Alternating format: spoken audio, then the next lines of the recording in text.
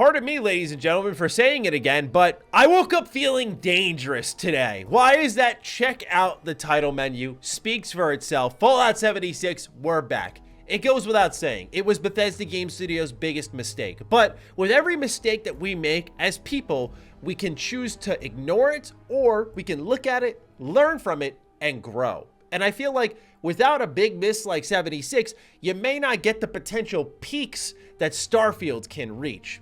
Maybe that's me coping a little bit. But I digress, ladies and gentlemen. We're back with another one of these styles of videos where I want to sit down and just go through the pros and cons of Fallout 76 like we did with Fallout 4 recently, and talk about what I got right, what I got wrong, what could carry over into Starfield, and so on and so forth, and just reflect on the game in this time, the year of 2023. We revisit Fallout 76 multiple times per year for different types of videos, but right now, this game has been in a bit of a lull. We're going to Atlantic City sometime next year. Otherwise, 76 when it comes to new content has been pretty barren, pardon the pun.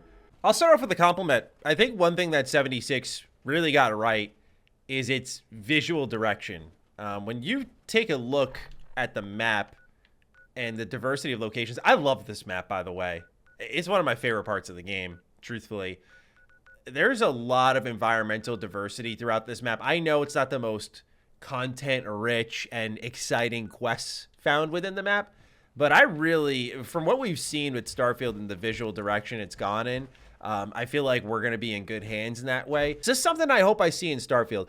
One thing you really can't say about Fallout 76 is that they don't make use of the full special spectrum, because while it's not going to lead to a ton of diverging outcomes and various situations watching them unfold, you do get to use what character you've built in fun new ways in a kind of Fallout 3 sort of way. I remember Jeff Gardner saying that about the game before he had eventually left Bethesda Game Studios, but it was around the time that Fallout 76 Wastelanders was launching. There was a lot of hype for it. So I just hope that we continue to see more of that in Starfield, and that it's in a more meaningful way than what we find here. I'm a little more forgiving of it here because in Fallout 76, I mean, it's an online game. I can only expect so much. But with something like Starfield, where it's a predominantly single-player game, you could expect more reactivity because it's not impacting other players.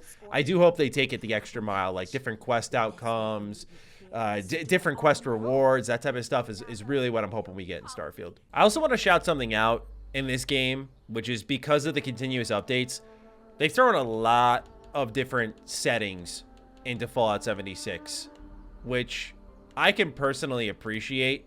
Even down to, for Fallout streamers, this is something that'd be great in Fallout 4, or even gameplay recording. You can turn down the world radios and the Pip-Boy radios, so of course, naturally with the copyright music, that would ruin content, and people wouldn't be able to post about the game, and so they actually added an audio setting to turn those things off. As you can see, I have that way, but this game has a ton of different options, and is this something that I know Bethesda's been kind of quiet about in the terms of accessibility? We heard Todd talk about big font mode in Starfield, but I know some fans are getting a little worried because we're not hearing more about other accessibility options.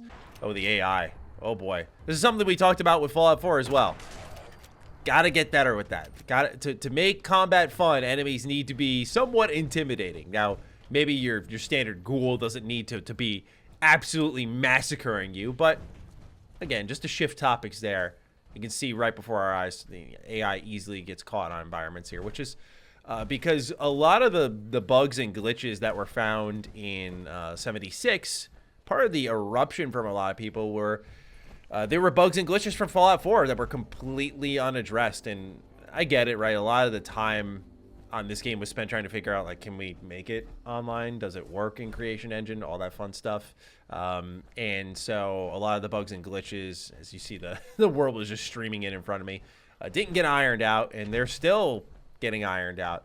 But to their credit, what they've accomplished in this time has been impressive. Like, they're coming off what I thought was one of their better updates in the Nuka World on Tour. And the one that's out now is Once in a Blue Moon. And holy crap, I actually discovered a new location. I've surprisingly played this game. Oh, hey. Well, I was trying to be nice. I was trying to be nice and compliment you, but, okay.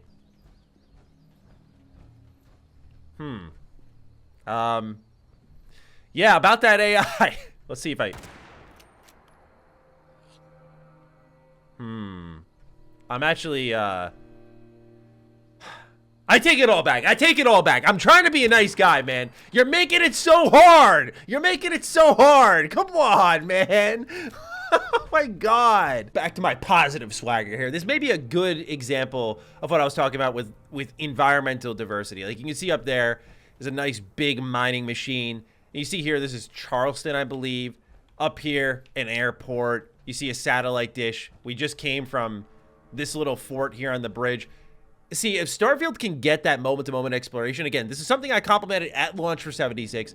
If you can get the moment-to-moment right, which is going to be very different, right? Think about it. In Starfield, it's not just going to be what we're doing here, which has always been a Bethesda Game Studios game, right? The horizontal exploration. We're going to be getting into a starship and going up into space, and what's that exploration like? It's going to be a test, right? It's going to be very different. But some of my favorite parts of a BGS game, which I know not a lot of people like, is this. Like, I like the wandering and looking around and the peace and quiet. You actually see right up here is some of the propaganda for this game. And it's another part of the art I really like. I actually, when I beat Dishonored 1 earlier this year, there's a lot of super mutants here, by the way. I've been shooting them for a while. When I beat Dishonored 1 earlier this year, though, I went down this little rabbit hole online. Just looking at Fallout 3, Fallout 4, Fallout New Vegas, Fallout 76, and Dishonored 1 and 2's art that you find along the environment. You can see another one here for Watoga. And how much it actually adds to the world itself. Not just in the terms of capturing that Americana vibe, but otherwise I feel the world would be very blah and blank without passing the occasional logo here, here, and here. Little things like this add to the world, you know, Washington Street, give it a sense of place and purpose. You can see another ad up there, an ad up there. And if you just stand here and look at this shot and remove those three pieces, you have to use your imagination, but I just find it very paramount to the success of Bethesda's visuals. And I'm curious how Starfield's going to capture that. Something like Neon we saw was a city where, you know, it was full of advertisements. But when you're out in that open space, obviously Fallout, kind of the beauty of it is wandering a once lived in world and creating that feel. So I know there's going to be some shifts in that environment style where they probably have to tap more into Elder Scrolls-y territory, like if you're out in the wild beyond the city walls, which could be exciting because you could kind of find a hybrid of that. I've seen some conversations online of people wondering, you know, what's going to be, what is Starfield going to evoke more, Fallout or Elder Scrolls? And it's a really, really good question because there are moments it's very Fallout and there are moments it's very Elder Scrolls. Particularly, I think it leans in Fallout's favor because of the first-person shooting combat. But we'll see. Obviously, our heads are going to be spinning when we get the game because we're going to be thinking about what Elder Scrolls 6 could eventually be, as it always goes with BGS games. What? Okay, well, he's someone of importance. I guess the green hair, the eye patch, the voice actor probably should have given that one away. He definitely has a sense of personality and talked about bathing in the blood of enemies. Not your common NPC.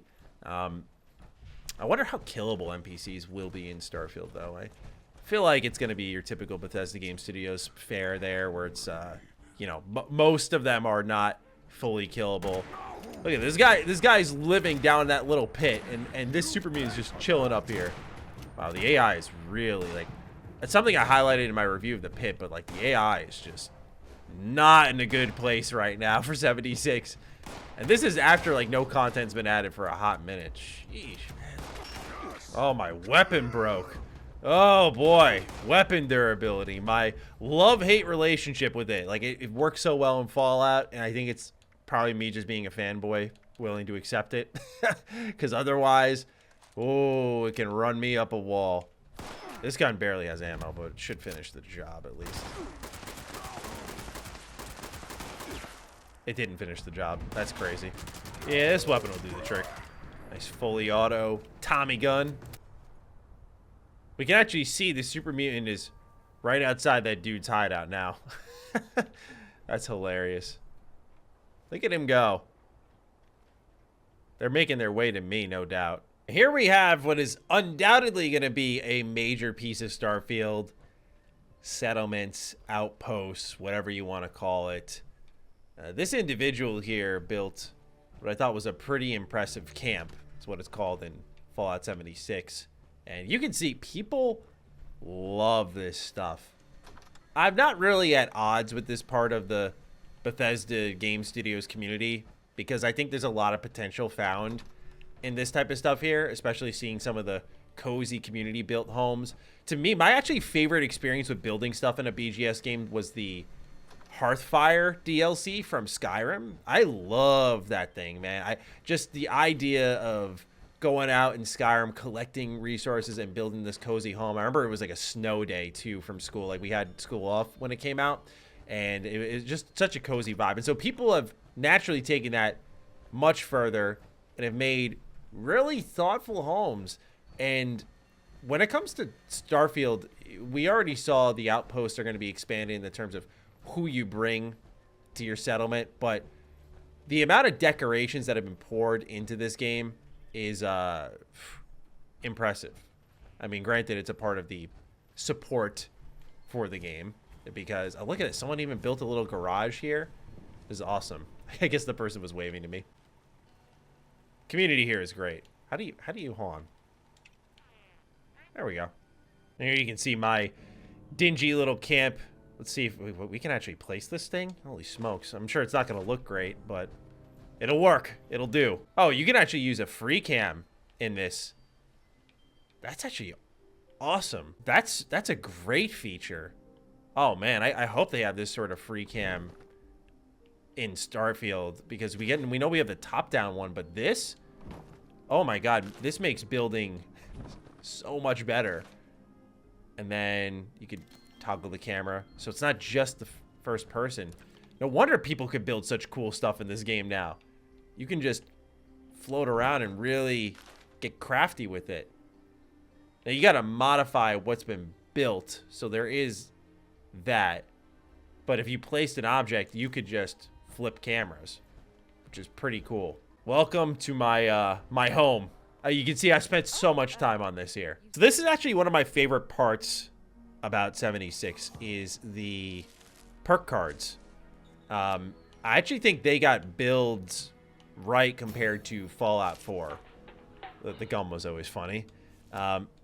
Because as you invested in particular parts of the special stats, you gain points that you could then use to slot these cards in. And even though it pigeonholed you quite a bit, that's actually what I think made it really good, was that your build was going to be different from someone else's. Now, with that in mind, the problem this game ran into is certain builds were better than others, I would say. Like, I found the we'll say, perception build to be the best.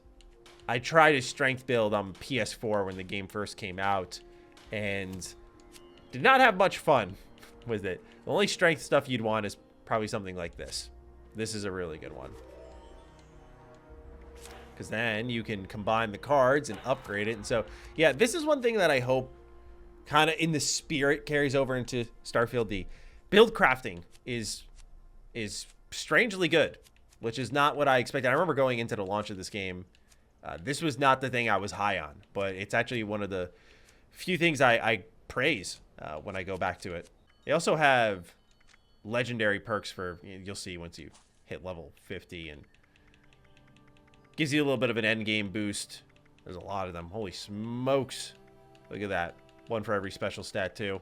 So yeah, a lot to the build system here. It's very good. Pardon me if I am calling my shot a little early here, but I feel like taking a good look at 76 and its monetization could be a lesson to all of us here with the atomic shop we just went through and all of this. I personally feel like Starfield's going to have some sort of marketplace, something that's going to keep it monetized for years. So yeah, Bethesda is definitely taking their time with their games and they need to be supported. So they're going to lean into their fans, if you were to ask me, and those fans will take good care of the game as they do with the mods, the console mods, all that stuff, which, as you've noticed here on the main menu, we still have yet to get official mod support for 76, which I remember they promised a long while ago. Otherwise, there's not much else to take away from Fallout 76. You can see it's still pretty buggy. The AI is still borderline non-functional, which was kind of weird. Out of all the updates I've played, that was the worst I've seen it in probably a year, which, again, very taken aback by that. However, there are things that I think are good here, whether they be valuable lessons that you don't do in Starfield or things that you can carry over, like, again, the spirit of the builds.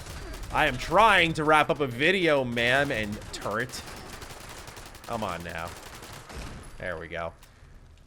So hopefully you all found this informative and enjoyable.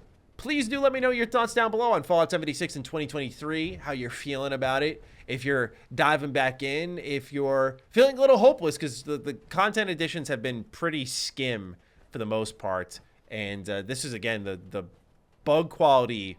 This is the worst I've seen in the game, and that's saying something. I'm not a consistent player like the people who are level 1000. You can tell by my level. It's like, what, 35 here on my PC file, but I definitely hop in for every major update. So this was kind of surprising to see, but I imagine when we make like a 2024 video on Fallout 76, we'll see with our own eyes if Atlantic City adds anything great to the game. Otherwise, who knows? I mean, certainly Bethesda's already committed to sticking with it. Nonetheless, ladies and gentlemen, that'll be it from me. Please write in down below your thoughts on 76, Starfield, all things Bethesda. I'm looking forward to seeing your thoughts. And with that, take excellent care of yourselves. If you're new here, do consider follow me on Twitter, follow me on Instagram. Those links are in the description down below, along with my Patreon. Do consider supporting that as it fuels all of the content we create here. Stay sexy, stay active. I love you all. Peace.